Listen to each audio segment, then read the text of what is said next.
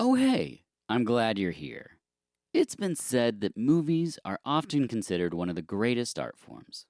But then why are they often discussed in such simple and silly ways?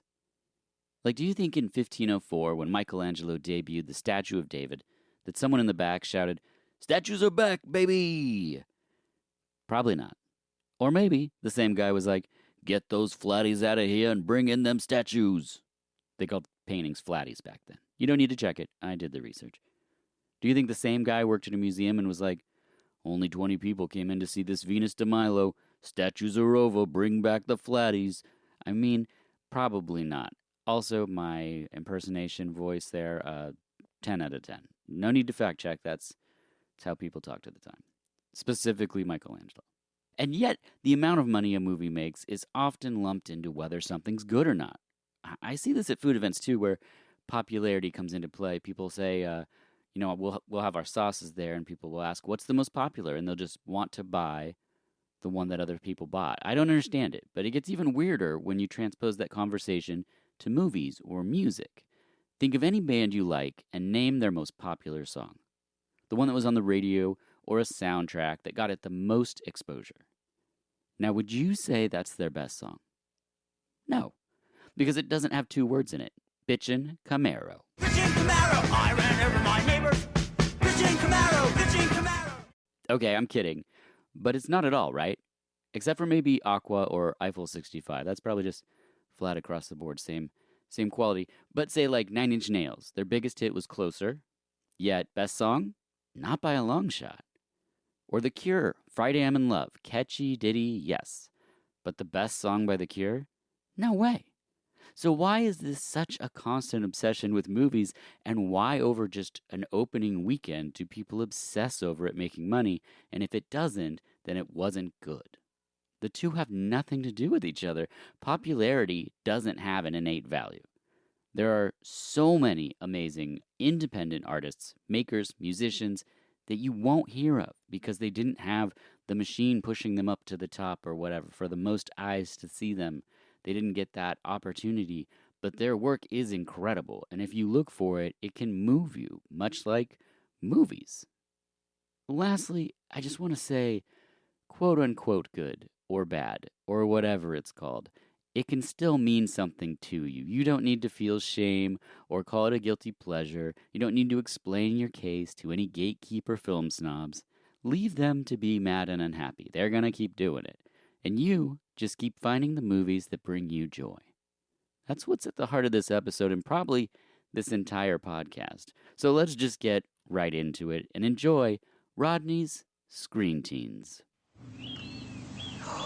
Innocence can be hell.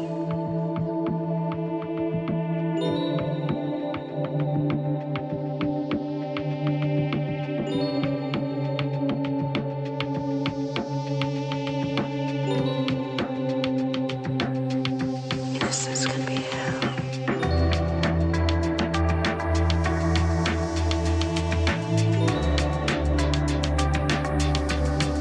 Can be hell.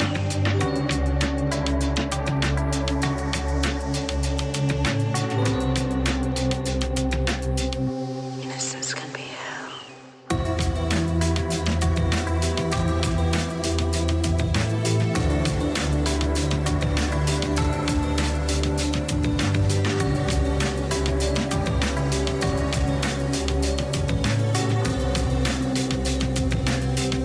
Innocence can be hell. Greetings and salutations. This is VHS Presents Screen Teens. I'm your host, Dirk Marshall, and my guest for this episode is Rodney Anonymous. Welcome back. I am probably the furthest away from being a teen that any other guest for this segment has ever been. How have you been since the last time we talked? I was busy, and then I went on vacation, and I'm gearing up to be busy again. That's how I've been. I actually got some time to sit on the sofa and read. That was very, very nice. In fact, I'm going to do a quick recommendation now. I'm going to recommend the book Tell Me I'm Worthless, and that is by Alison Rumfitt, Rumfitt. Again, the book Tell Me I'm Worthless, a very, very good haunted house story. Okay. I will check that out. If we're doing books, I'll throw out Fiction by Don Coscarelli. This is new. This is the limited hardback, but as we're recording today, even though this won't come out for a bit, the paperback is out now. It's 6 stories kind of expanding on the Phantasm universe, Ooh. so filling in things that weren't in the film since we'll never get another film. It's really great. What wouldn't be in the film? The film had everything but the kitchen sink No, in it. I mean, because he's not making anymore. He won't make any more since Angus has passed and everything. Yeah. So there won't be any more movies. But this kind of fills in some gaps in the stories. It's really fantastic. I highly recommend it. If you're like me and pre-ordered it, you got this, you got it autographed. There was film cells. Oh. There's a poster. For a Phantasm head like myself, it's pretty amazing. But that's my. You're going to find out the Hemi-Kudo was like originally like Kit from Knight Rider. Yeah. That was the original idea. That's in there. Same voice Expand and the everything. give the Hemi-Kuda. I think that thing, they used to get like 5 miles to the gallon, I think maybe less. So give it its own movie. And there's an idea. Yeah. I mean, a reboot of Carrie meets Phantasm. You know, it's that car. Or just the car, the old James Brolin vehicle. Yes. Yeah. We've discussed Sons of Steel, The Last Minute, and The Legend of the Stardust Brothers, but this time we're doing something a little different. I'm like a regular on the show. Yes. I'm like how Tony Randall used to turn up on Letterman. Yes. You're my Tony Randall. I'm your Tony Randall. So this time we're doing a Screen Teens edition for Rodney Anonymous. For listeners unaware of that format, guests are asked to select one movie seen in theaters for each year that they were a teenager that possibly had the most impact on them. And also, each guest is allowed one SPP or slumber party pick, which is if they saw something on the small screen that had a bigger impression. How was this process for you, Rodney? When I listen to it regularly, I'm always astounded by how young, and I know you probably have people in their 40s and stuff, how young everybody is. So it's absolutely, to me, it is like mind-blowing when they'll talk about a movie that came out in like the last 10 years or so. I can't believe I got to see it in theaters. I can't believe I was old enough that they let me in. And I'm like, what are you talking about? I was, like married for a decade when you saw this film. So for me, it's odd because most of the people have seen these films. I think some of the films even go back to like the 2000s with some of the people you've talked to, early 2000s. So it's usually from the 90s or from the 80s. Yeah. But I was a teenager from 73 until 82. So when we talk about this, we talk about, I saw stuff in the theater because we had no other choice. Right. Oh, hold on a sec. You said 73? Yeah, no, 76. Sorry, if I said 73, I'm wrong. I'm making myself so old. I looked at my notes and was like, oh, no. No, that would be great, wouldn't it? I was sitting next to Thomas Edison when that film premiered. Yes. Let me tell you, that great train robbery is quite a few. Oh, man. Okay.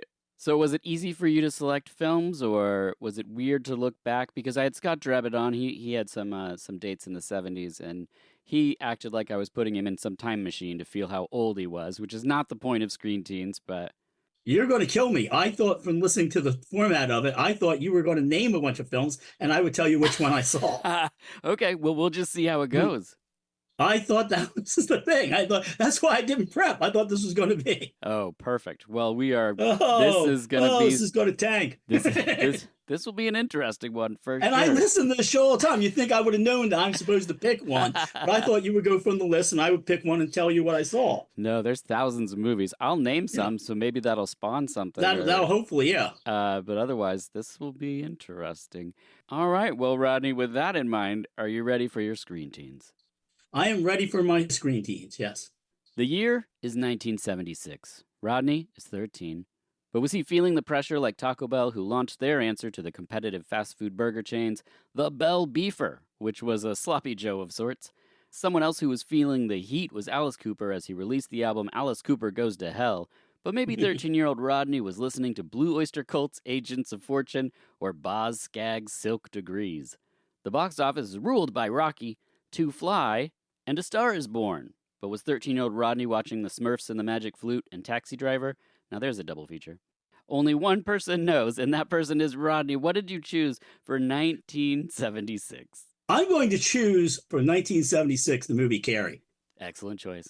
Yeah, which was, again, one of the things I couldn't believe that they let us in the theater to see.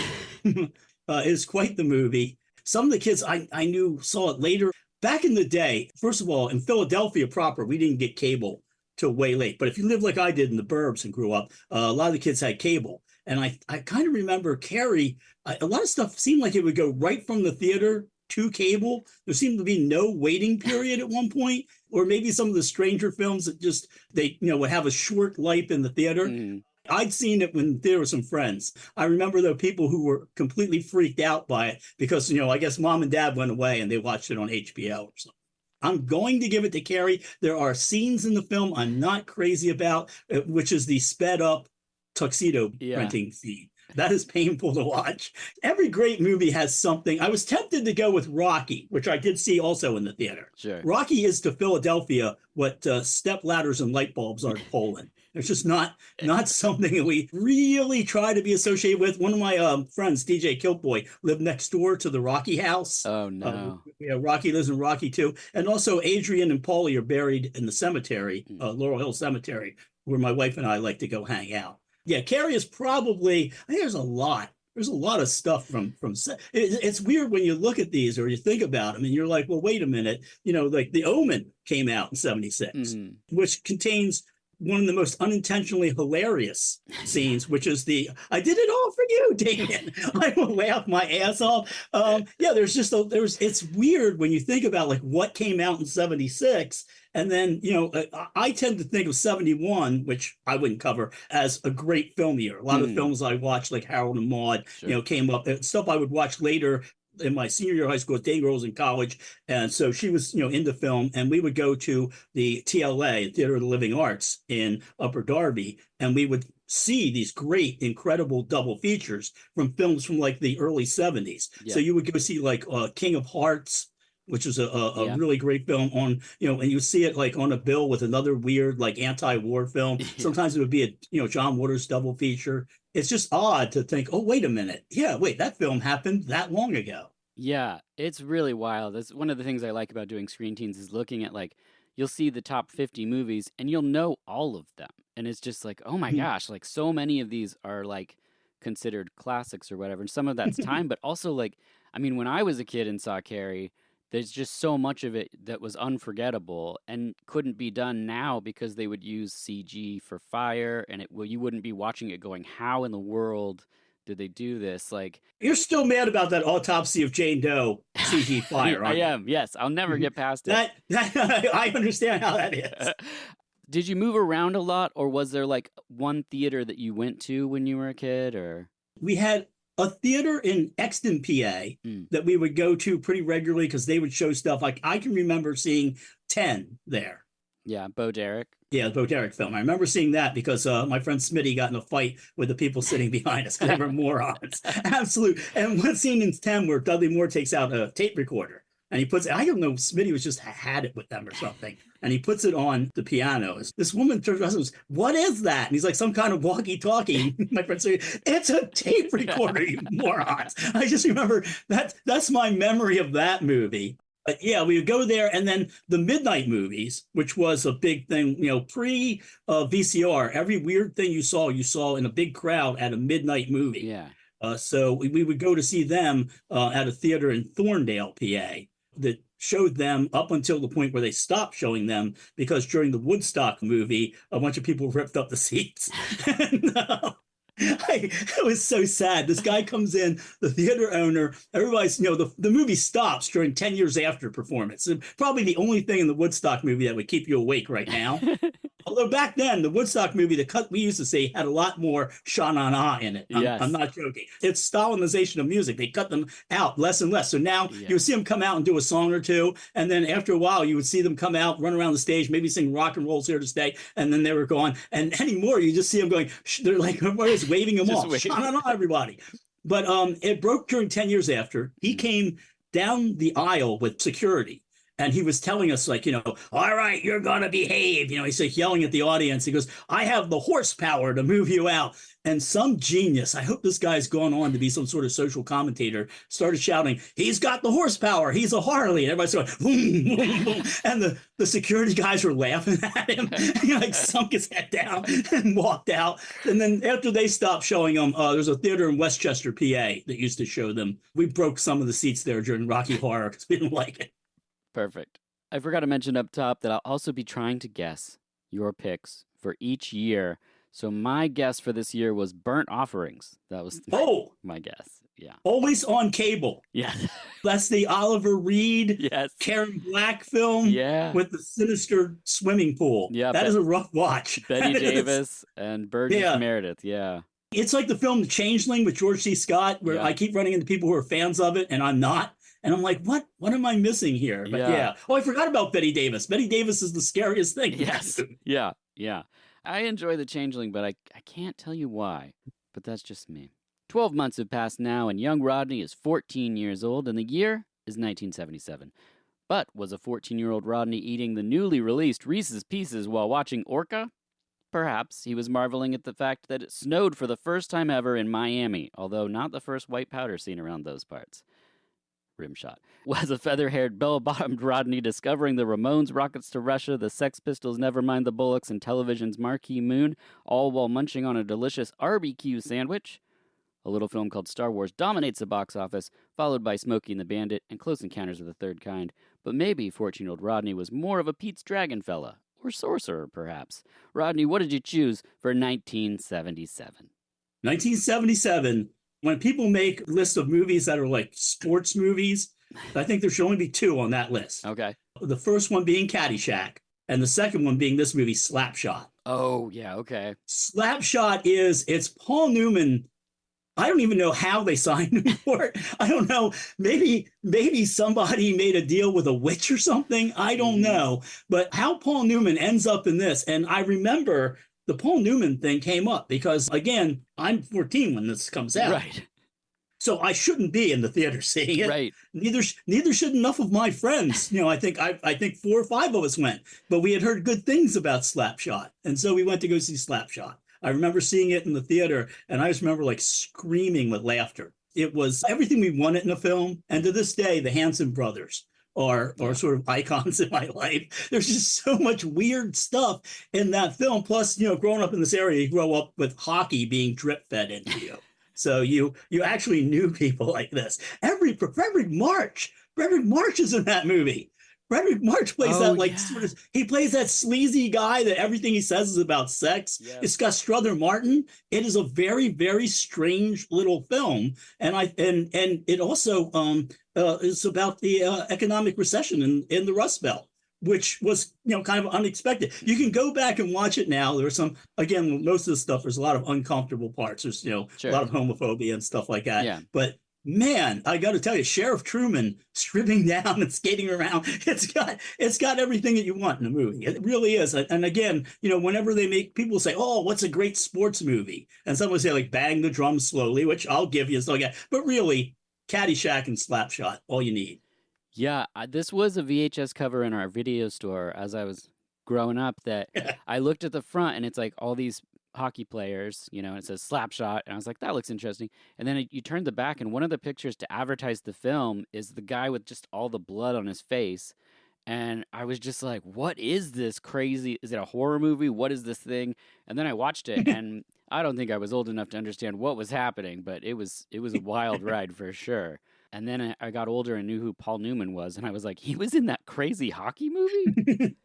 To this day, my friends and I will go, who owned the Chiefs? Owns. Who owns the Chiefs? Yeah, it's a very quotable film. Yeah. Oh, man. Excellent pick. 14. Okay. I guessed Herbie Goes to Monte Carlo. That was... Here's the thing about Herbie Goes to Monte Carlo. If you've never seen it, people, they delve into Herbie's gambling addiction. Yeah.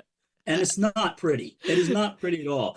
He basically has to sell his carburetor on the black market to pay for some money that he lost in the casino. Yeah, it's an ugly movie. I think Disney, along with Song of the South, Disney's only ever pulled 2 movies, and Song of the South and Herbie Goes to Monte Carlo. So maybe both for the same reason. I don't know. Yeah, Herbie was in blackface as well. So they yes, really... there you go. Yeah, when I was looking it up, this is the 3rd Herbie movie, and I remember seeing this as a kid. It made like $25 million at the box office. It was so popular.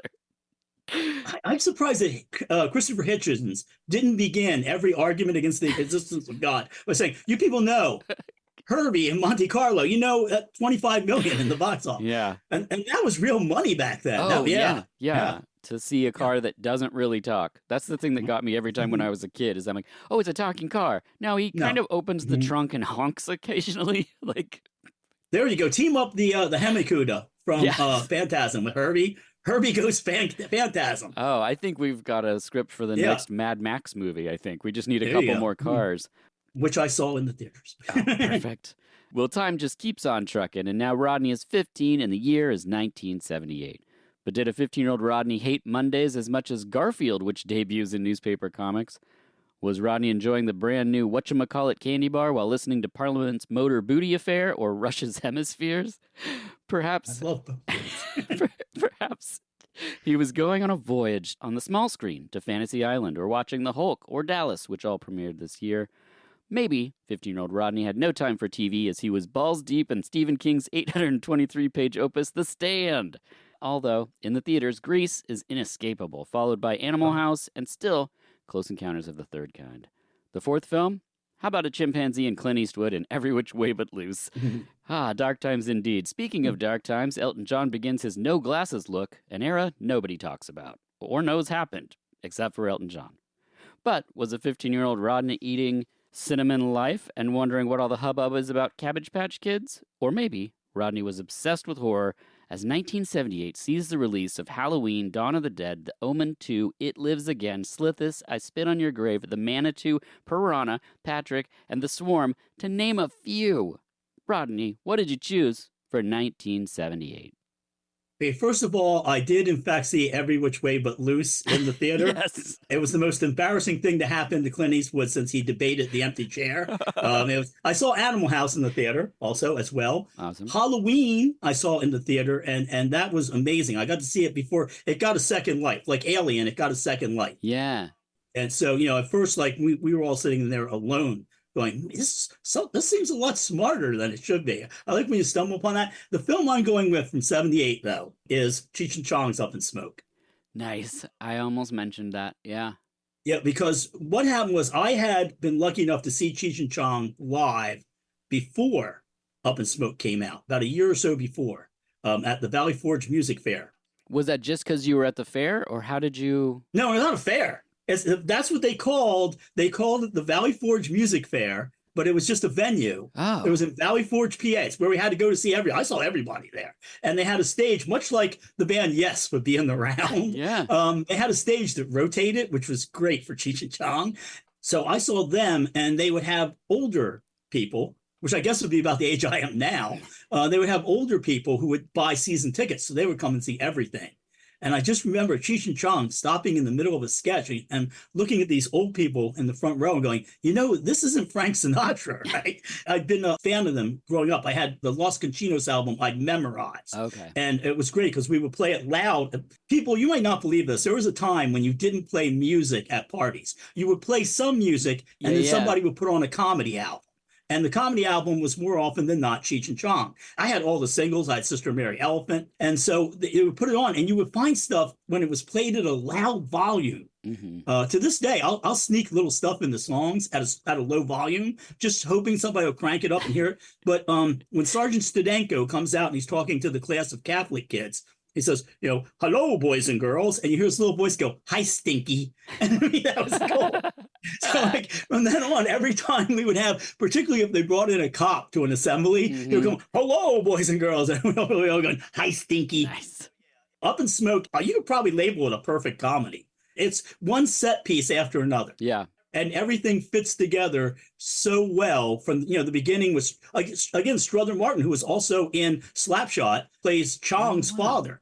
And has that great line, which we always used to say my dad came up with was, boys, sometimes I think you're the Antichrist. There aren't a lot of great drug movies. True. And it is a sort of perfect drug movie. These two hapless stoners wandering. And supposedly they shot, I think, 4 hours. The original cut was 4 hours long. And then the studio said, no. But they shot in Tijuana where you weren't allowed to shoot. They wanted to shoot in one part of Tijuana where they would not let you shoot a film. This was old Tijuana. Tijuana now is like, what they did to Times Square. It's super safe. Tijuana is so safe now they don't want Americans coming there. I'm not joking. But what happened was they got permits to shoot in one area, but they weren't allowed to shoot in the other. So what they did was they set up a fake film crew to shoot in the part of town they were allowed to shoot in, and then they had sort of a hidden film crew. Okay. And this got great things in it, like, Stacy Keach as Sergeant Stadenko, who was a real sergeant up in Canada. There was a guy who used to bust Cheech and Chong's friends and named Sergeant Stadenko. So it's great stuff like Operation Hard Hat. And they're like, Operation Hard Hat. And they're like, hey, lard ass. What is it? It's one of the few things I dare you to watch it again and not laugh. It is so weird. And it's so also weird to think of pot being that illegal. I still, in my head, to this day, pot is so illegal. Like somebody will be smoking it out in the street. And I just imagine like a SWAT team is going to jump on them. And then somebody has to remind me, no one cares anymore. Yeah, that's the movie where Stacy Keach becomes sort of like a lizard. Is that right? No. I don't think Stacy Keach. You might be thinking of what am I thinking? Fear and Loathing in Las Vegas, where they have some lizard people. One of the remakes of that. I think the one with Johnny Depp. I'm thinking there's a movie where Stacy Keach. Oh no, you're right. You're right. Stacy Keach does get high, but I don't know if he becomes a lizard or one of the other guys. He has a pet lizard though in the scene, and I think he starts acting kind of like one. But that's the movie where he says it's mostly Maui Wowie, but there is some Labrador, and then he goes, "What's Labrador dog shit?" Yes, they're smoking the. I had a friend who said that all the time, and I was like, "What are you talking about?" And he was like, "You got to watch this movie." And then I watched it, and I was like, "I get some of these references, but I know it's very funny."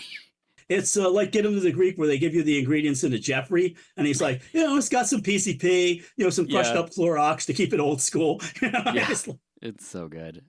Well, excellent pick. I would have never chosen that for you at this age. I chose Matilda, the boxing kangaroo movie. So I don't know if you've seen that, but it's been on my list since '78. It really is. It's been on my. It was on my list for first season for this podcast. I was like, I need to find a boxer, and I need him to watch. You this will fighting never kangaroo. find anybody who will watch that with you. I have never have.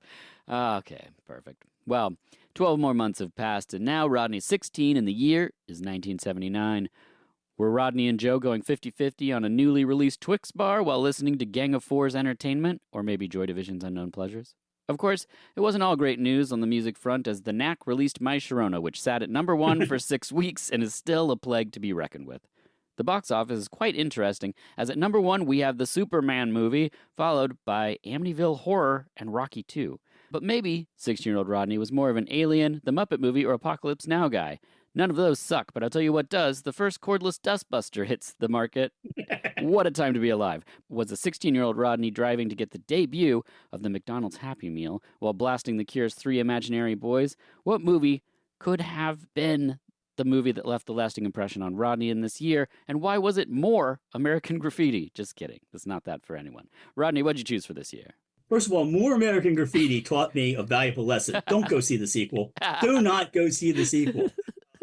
It was one of the things we did, like when Grease came out, we all went to pretend to see it. We saw whatever was showing next to it. And as we left, we told everybody the movie was just under an hour long and had no music in it. And people got out of line. Actually, I remember doing that. A lot of our visits to the cinema seemed to end in fights. Yes. Think about Amityville Horror. When I was young, you couldn't avoid that movie. I saw it. I hated it. Okay. And I saw it. I'm a big horror fan, and I didn't like it. And I saw it 5 times because you went with some friends, and then you saw it. Then, you may have a date. You go with your girlfriend or whatever, and you see it again. Then your friends say, hey, there's nothing to do tonight. Let's go back and watch that Amityville film. So you go back to the theater and watch it. Then, and you would wind up like saying, some of these films I saw over and over and over again, and I didn't want to be there. This was a tempting one because I wanted to say Life of Brian. I went with my folks who were huge Monty Python fans. And I went to see that, and I remember it's still.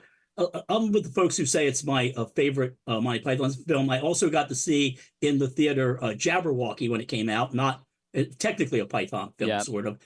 Didn't go as well with my folks. They didn't like that one as much. And we got to see The Meaning of Life when it came out together, so that was good. Life of Brian is just a masterpiece. Yeah. And as far as satire goes, that film should be taught in school. It was originally based on the idea of Eric Idle saying that their next movie the Pythons made would be called Jesus Christ: Lust for Power and Glory. I just love that. The film I went with is a film called Mad Max. Oh yes, I've heard of it.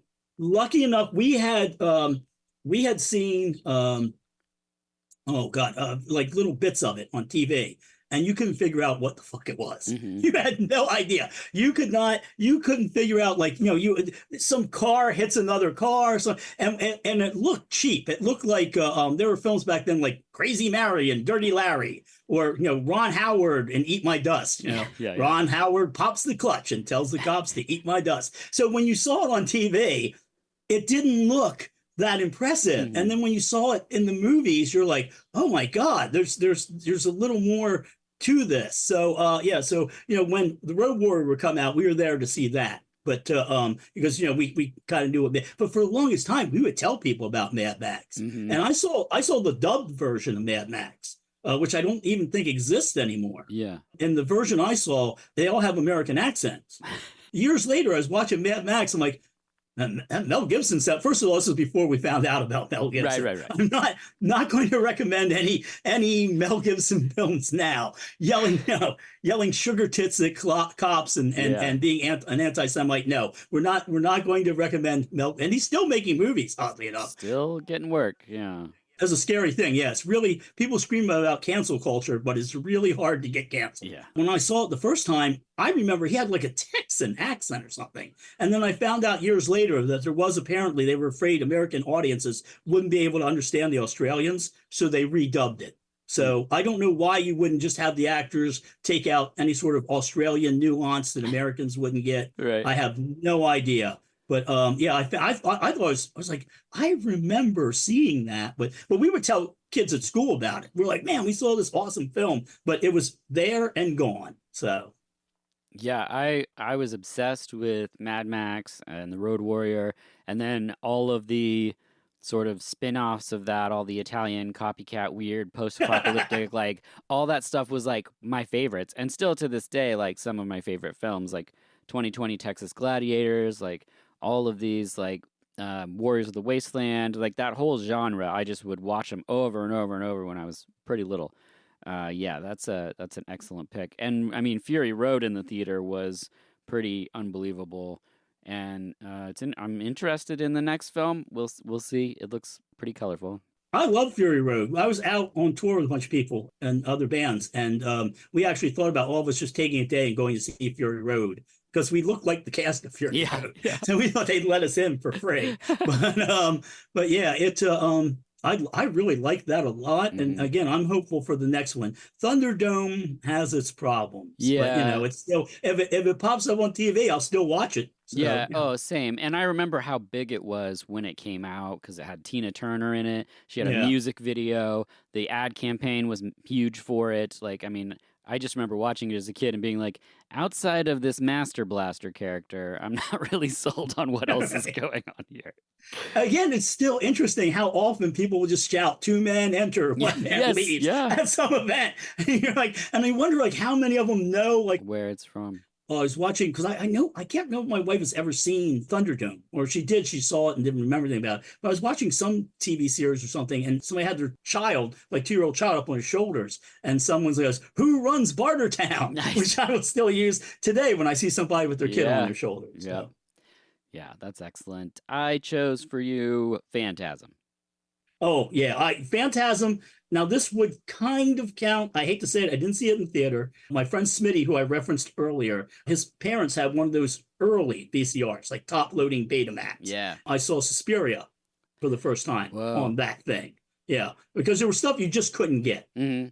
And Phantasm was one of them. These were always something that somebody taped weird. They'd make their way from like the West Coast, where people had like Channel Z and stuff. Yeah. And they would somehow wind up in Coatesville, Pennsylvania. And then they would always have like a label stuck on them. Sometimes it's somebody's taping over someone's bar mitzvah. It's just the weirdest.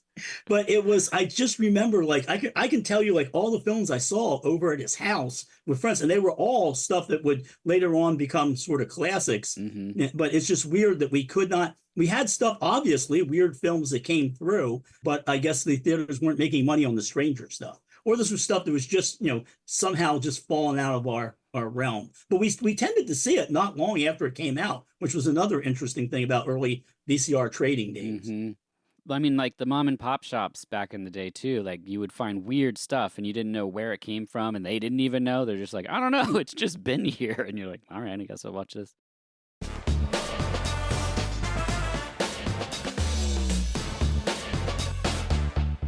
RoboCop. Did I catch you in time? Are you still there? Remember when Paul McCrane gets all melty from toxic waste and then splats on a car? Imagine that movie without that scene. Would it still be good? Okay, bad example, RoboCop rules, but his death adds flavor. And you know what else adds flavor? Marshall's Hot Sauce. You can wake up any boring meal with habanero carrot curry or serrano ginger lemongrass, just to name a few. These delicious and flavorful sauces will have you grinning bigger than Tarman in Return of the Living Dead. Marshall's Hot Sauce even has a new line of seasonings, including an incredible barbecue rub, where they soak dates in whiskey and then freeze-dry them and powder them to add a little sweetness with no added sugar. There's also chicken marinade and even a volcano sparkle that'll make your body melt, just like in the movie Body Melt. The best part is you can enter VHUS Podcast at checkout for 20% off. So liven up those meals and your taste buds at marshallshotsauce.com and enter VHS Podcast for 20% off. And now, back to the show.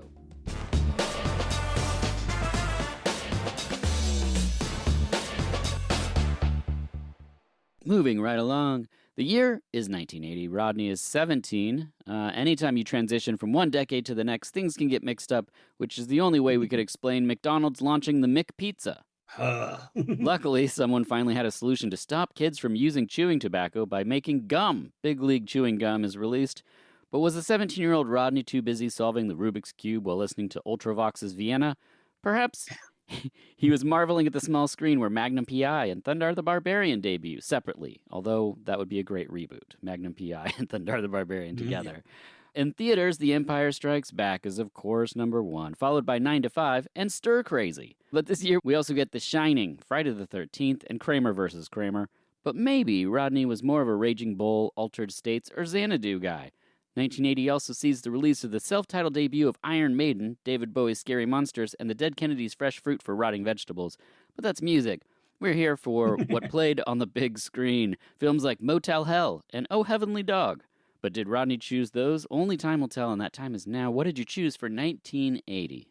Okay, so scrolling through my options, my girlfriend at the time was a huge Stephen King fan.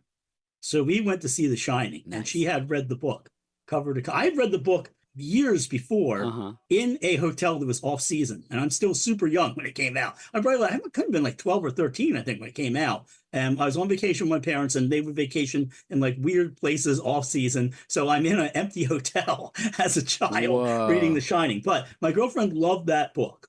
The movie is not the book. No. So the minute they have Mr. Watson, I believe it is, or, and my wife, by the way, is obsessed with that movie. And my wife is named after Ultravox's song Vienna. Do the math, people. Whoa. Amazing. So what happened with that was she got really upset and started yelling in the theater. She was yelling. This isn't how it is in the book. Wow.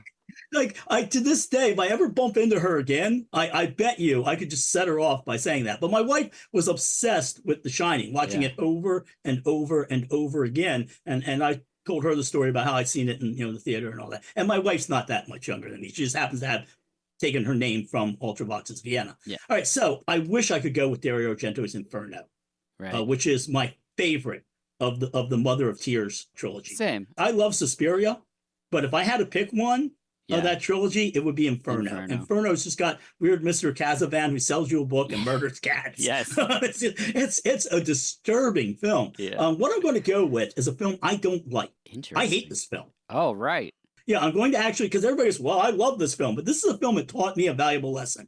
This is a movie called Don't Answer the Phone with Carol Kane, who many of you might remember as Lotka's wife from TV's Taxi. Yes. The reason I hate this film is they gave away, I think they remade it too, but in the TV ad, they gave away the scariest part.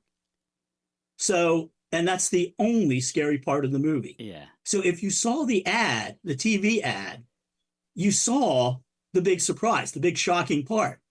So then everybody leaving the theater is like, except for my mother, who'd gone with a bunch of us to see it. Yeah. And she was like, no, I never saw the ad. And I'm like, oh, so I jumped from that part. I'm like, well, it was in the ad. I'm like, how did you not see that ad? They ran it every 10 seconds. The time, yeah. That's one of the things that taught me a valuable lesson, which is that, if you're going to see an ad for something, they will show you the best part, and then you are left on your own. They do it now when they test stuff with audiences. They basically show you the entire film, Yeah. condensed to 2 minutes, because for some reason people find it comforting to know everything that's going to happen. But since then, I go into everything blind. I Yeah. go in. People will tell me Same. a little bit about it. Watched a film the other night called Rust Creek. Not a great movie, but from what you would think of it, just a little description, you would think, oh no, entire film of a girl being chased by rednecks. But it's much more than that, and that was a very pleasant surprise. Mhm. But I'll read a couple quick reviews, see how people like it, and I think it got like a 6.2. By the way, my favorite review, I think it was on Shudder, where somebody gave something a 7 and said it's average. I'm like, average is 5 or 6. But yeah, don't answer the phone, people, is a lesson. If you're young, you've never seen the ad, the TV ad. Right. If you grew up past it, you were probably a semi-spooky second or two in it, but it peters out quickly after that. It's based on an old urban legend about a babysitter. So I'm bringing it up now because it taught me a valuable lesson. And what other films can you say? We can go, well, I didn't like it, but I learned a valuable lesson. Like some hygiene films in high school. Yes, Maybe. those are probably the ones. Yeah. Yeah, I mean, you're talking about ads. Like, I mean, I remember watching an ad and they're like, the calls are coming from inside the house. And you're like, Yeah. well, that would have been. Thank you. Yeah. Okay, that's what we're going to do. I picked Grim Reaper, a.k.a. Anthropophagus. Oh, yeah. There we go. The one in which the baby gets eaten. Yeah, and he eats his own Yeah. guts. And Yeah, it's hard to find a film where someone eats a baby. It is. It really is. It really is. I mean, the closest you're going to get is Andy Warhol's Trash.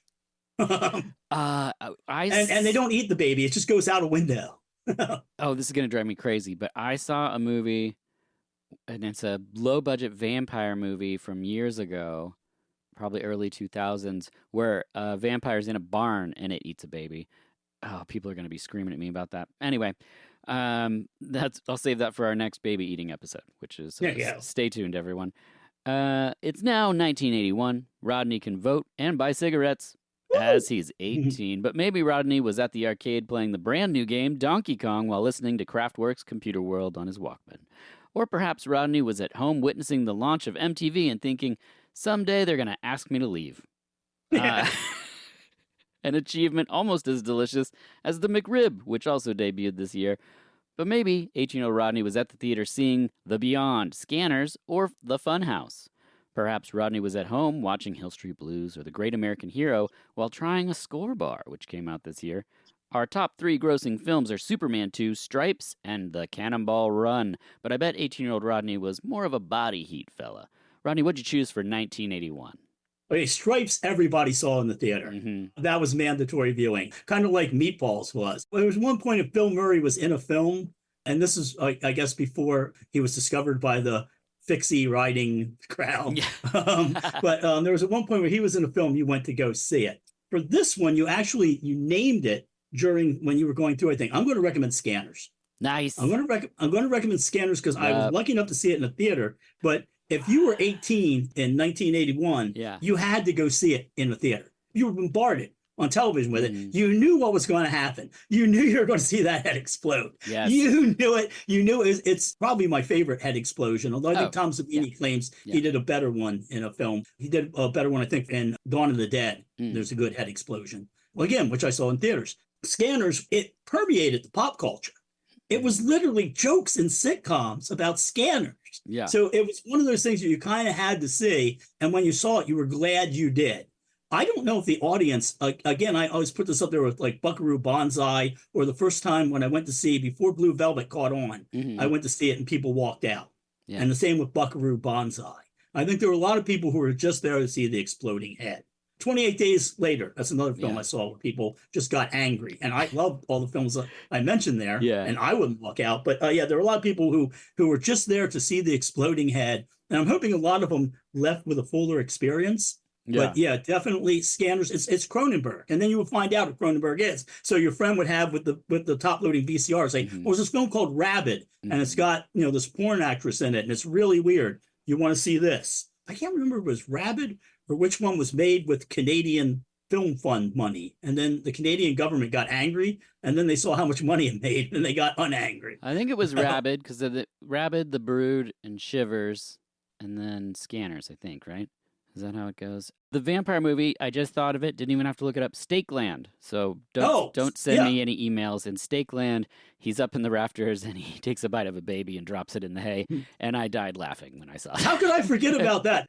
That is a really good film. Mister. The guy's just called Mister. Yes. Yeah. Yeah, imagine that meeting. What do you want to call him? Mister. Yeah. Okay, that works for me. That works. And it does. It works well in the film. Yeah. I think the Boogans came out that year, which is still a punchline amongst me and my friends. Yes. It was a horrible experience. I'm like, not like as bad as the Boogans, which I've never seen the Boogans. It's one of those films that I'll use as a punchline.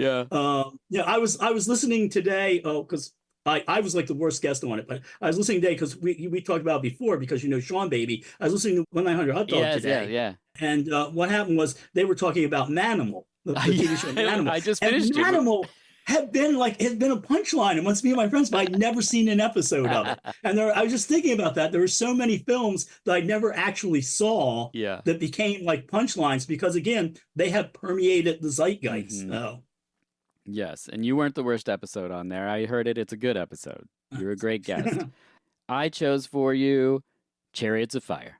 Chariots of Fire, I came up with Vienna and I the other night. So really? Vienna said something about people running along the beach, like ding, ding, ding, ding, ding. And Vienna had no idea what, She didn't know the song? I try to explain what Vangelis think. It's Camper Vangelis. It's I don't know how. And she was talking about the beach and British people. That's a long story, but she was watching a show about remodeling that was done in Britain, like home design. And she was fast forward through stuff. So there were a bunch of like cabins in Wales on the beach. Mm-hmm. They were all about 8 foot by 8 foot inside. And she thought people lived in there. She didn't realize that's where you went to change your clothes. I'm like, yeah, honey, the Welsh are tiny and poor, and they have to cram a whole bunch of them in there. And so she went back, she saw the beginning of it, and now it made sense to her. But she's like, you never think of British people on the beach, which, I mean, other than Beachy Head, where they all jump. But I was saying about Chariots of Fire. And she's like, are those guys in the film British? I'm like, yeah, you remember running along the beach. Yeah, Chariots of Fire, again, for some reason would become a punchline. People would run slowly. Oh, all of my friends, we all did it. We all did the song. I mean, because it was like our $6 Million Man sound, where he would go slow-mo and do the thing. Like ours was the da-na-na-na-na-na. And like for some reason, it was the funniest thing to all of us. We are all like, that dumb Chariots of Fire movie. Like it just was a punching bag for children.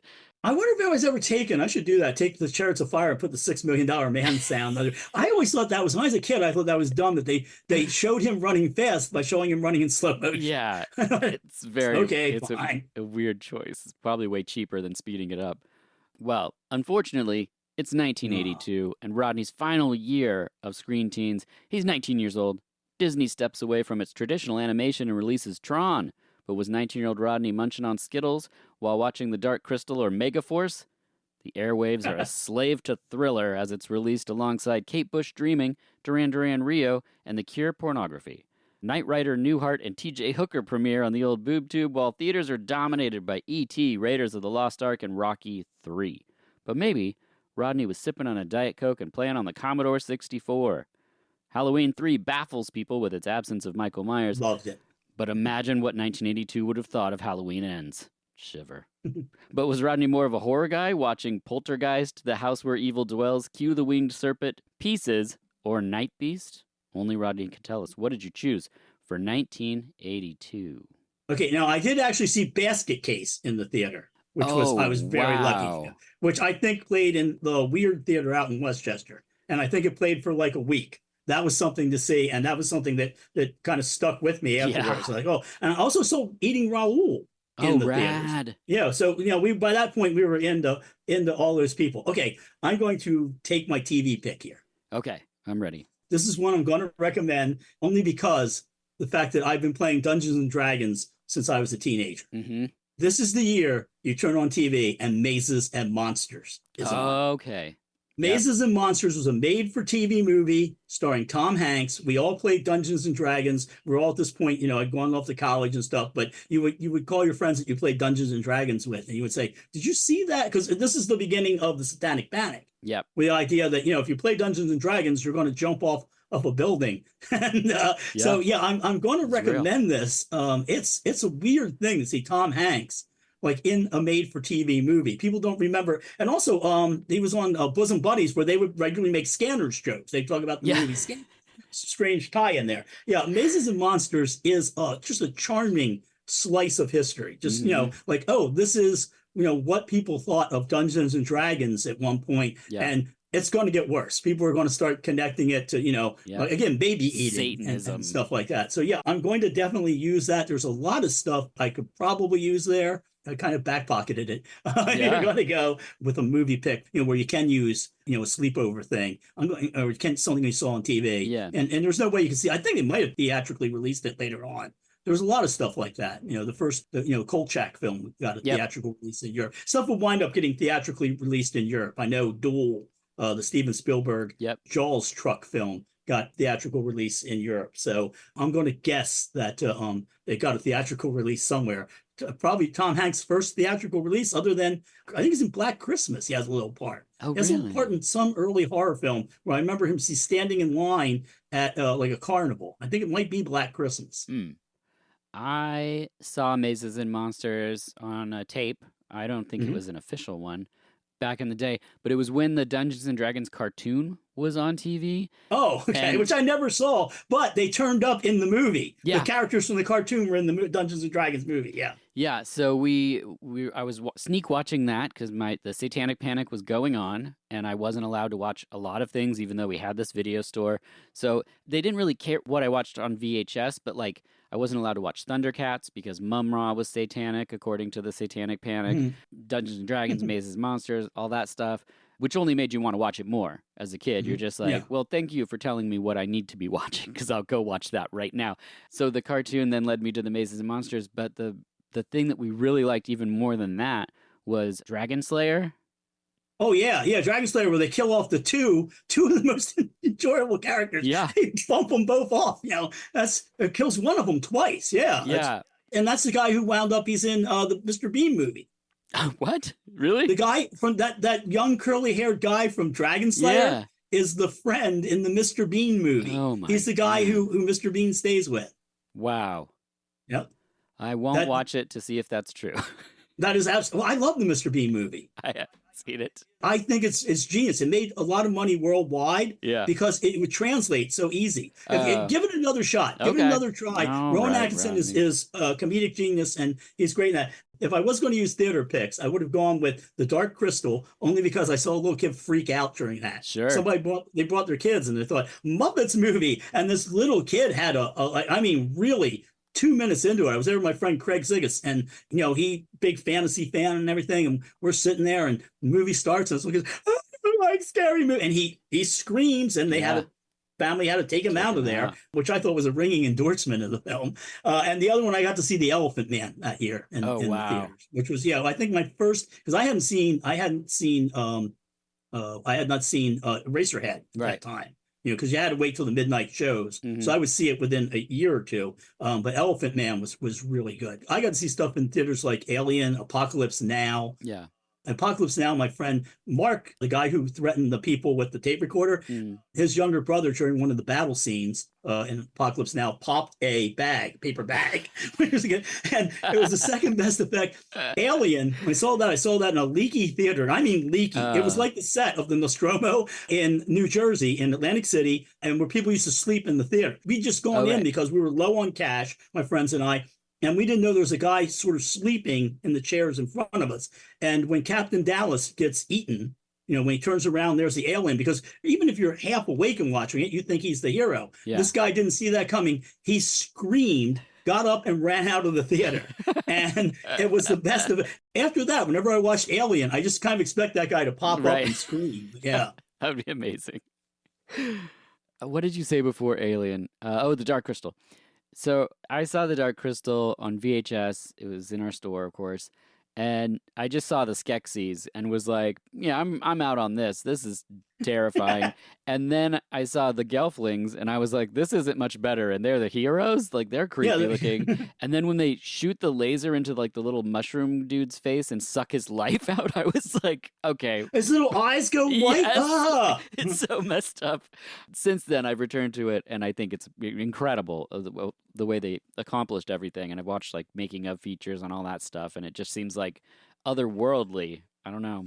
It's a dry run for Labyrinth, is what it is. Labyrinth is where they learned the mistake was they didn't have a human character. Mm-hmm. So there was nobody that people could kind of latch on to. Yeah. And so when they said, well, when we make Labyrinth, let's have some characters, although David Bowie's codpiece is his own character. It certainly is. We always joke that because people are like, you never see that little worm again in the movie. I'm like, you do, just not where you think. Excellent. The movie I chose was Zapped, Scott Baio's movie. Where he's I knew that was going to come up. Actually, I was teasing you a little bit by saying I didn't know. I knew kind of what I was going for, but I had, in case you get some stuff, I had backups ready. Yeah. And that's why you would see me looking off to the side. But Zap, I was hoping that would come up. Because there's I think it was McSweeney's, somebody had this running joke, or this joke was in there and said, okay, look, it's my time machine. All right. We will kill Hitler. Okay. But first, we're going to go back to 1982 and we're going to watch Zapped in the theaters. Yeah. Zapped is another one of those films nobody saw. But again, entered the lexicon. It's like a running joke. It's like, oh, it can't be as good as Zapped. Mm-hmm. I think we said that when we were leaving the Elephant Man. Well, it's good. Can't be as good as Zapped. It's no Zapped, though. We had multiplexes. This is the beginning of the multiplex. And you would get competing movies. So you would go see World According to Garp, and Best Little Whorehouse in Texas was playing next to it. Nice. And this is basically like having like an AOC fundraiser next to like a MAGA thing. This is like two crowds that should never meet. Yeah. Like hurling insults at each other. I can still remember to this day, like you would leave a theater, if it was an action movie, and you were young teens, you were all riled up, recipe for disaster. People fights in the parking lot all the time. Oh my gosh. We had different theatrical experiences. Oh, okay, yeah. I came from a steel town. Right. Yeah. Mine was a logging town. But there was just one screen, so that's different. They didn't have anyone to fight with in the parking lot. Oddly enough, the ones that we had in Fraser and I think Thorndale eventually became porno theaters. It's better. And we had drive-ins. I grew up right near a drive-in. Not drive-in porno theaters, though. Well, no, not drive-in porno theaters, although those do exist. I found that out. Somebody told me that story later on that lived near one of them. But I actually, my drive-in was there, I think, until I don't even think I was a teenager. We had a windstorm come through town, and the drive-in blew down. There was one left in Exton that I think turns up in a Hooters video that was there for a long time. But the drive-in was a whole separate experience. I think I saw The Burning. I remember that as a drive-in experience. Hell yeah.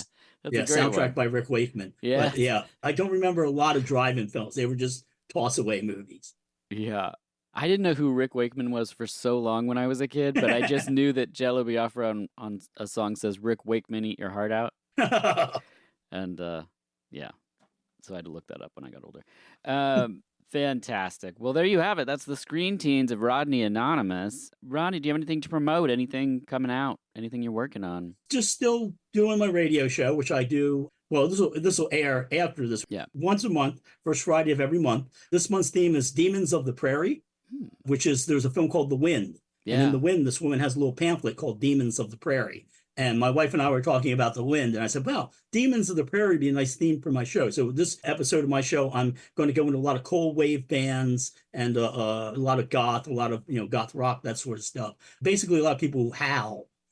Nice. I love it. There'll be some Diamanda Gallis, and there'll be some Lena Lovitch tossed in there with Rose Garden Funeral Party. Just ethereal stuff, I guess. That's awesome. I recently got a boombox out, and I have a trunk full of cassettes and mixtapes and things that I made in my teenage years, and I've been just listening to them, and it's so much of exactly like what you mentioned, not the synthwave stuff, but the old Diamanda Galas stuff and like X-Mal Deutschland and like all these amazing things. Oh, that reminds me. Anya Yu's new album, by the way, from X-Mal Deutschland, is fantastic. You had posted it, and I couldn't read the font. I was looking at the picture, and I'm like, what does this say? And then I saw a review on it. Maybe it was Sideline, and I was like, that's what Rodney was posting about, is like a album of the year. And so I didn't even realize that it was her from the band. And so I picked it up and absolutely loved that album. It's so good. Yeah, she's like my age too, which is really, she's probably got the same teen pics. Although she might have gone with Cat People for 82. Probably a Cat People. I get those vibes from that album for sure. Yeah, okay, great. Well, I'll check that out. When did you say that comes out? This will be Friday, May 3rd. Okay. So if it's the first of the month, just you'll find my show. You find me, you'll find my show. That's basically where a lot of my energy goes into, is just the show. If I could do one thing, you want to do the band, you want to do, little films you make, all that stuff, I'd probably just say, let me do the radio show. Yeah. Do the Milkmen have any shows or anything coming up, or? We do, but it's nothing I wanted to play. Okay. There are a bunch of festivals I didn't want to play. I just got tired. I would say to them, guys, I don't want to play this. This is awful. And then eventually they started getting angry. Well, I want to play shows. I'm like, join a wedding band, for Christ's sake. Sometimes they would do the thing where one of them would throw the Damned at me. Well, the Damned played this festival. I'm like, well, thank God the Damned aren't playing CPAC. We have to play there too. When we're playing something I'm really excited about playing, I'll tell you about that. If you see our name anywhere for a while, no, it was a term I use a lot, which is the 3-to-1 decision. Yeah. So that was a 3-to-1 decision. I did have a question. I don't think we've touched on in the previous episodes that were more music based, but when you're looking through a catalog as an artist that has so many great albums, is it just by vote you figure out your lineup that you're playing for this set list? Or? Yeah, for the set list. Sorry, I usually do the set list because I DJ and I do the radio show. Okay. And the other guys often said things like, well, people are there to hear new songs, so let's pack it with that. And I'm like, what part of popular culture? Yeah. That's like a running meme where, let's start with something new and slow. And I usually get the duty of, because I'm also good with figuring out time. I have all the times for everything and move stuff. I will propose a set list, and then everybody can vote on it. Say, well, I don't want to do this. It's still a democracy. Sure. That just falls to me. But if somebody else did it, they'd probably do it just fine. But that's the way I kind of go through it. A lot of it too, for me, since I'm playing keyboards, I don't want to be out running out, coming back to the keyboard. Right. So and I also want to mix it up. So Joe is singing a few, and it's not those in a row, or me doing a couple of those same sort of spoken wordy things in a row. So there's a lot of thought. I have every set list that we've ever played. Yeah. I did this is an idea I took from Rodney Dangerfield. I had every joke he ever played with the reaction. So for years I've running lists, particularly once computers came about. And I would say, okay, this is how this worked next to this song. This is how this, and I think of a lot of stuff in terms of ritual. So we're going to begin the show. Sometimes it's Joe and I'm not there. Then I come out, do my shaman thing. And he's like the invocation. If it's a short set like we are doing, I like to begin with Serrated Edge about Charles Nelson Riley, because it's an invocation of a deity. And then so there's a lot of stuff. To me, these things make sense in my head. I try to make them tell a little story. And then there's whole parts of it where I try not to think too much about. Yeah. Well, I just think people don't often get to hear from the artists themselves about how you, because, I love so much of the Milkmen music that I would find it impossible to try to get like a short set's, 30 minutes? This is like 35 minutes for the 35 for a festival. And if you've got a festival where there's a ton of hardcore bands on the list, like punk bands, you want to make sure those are fast songs. Right.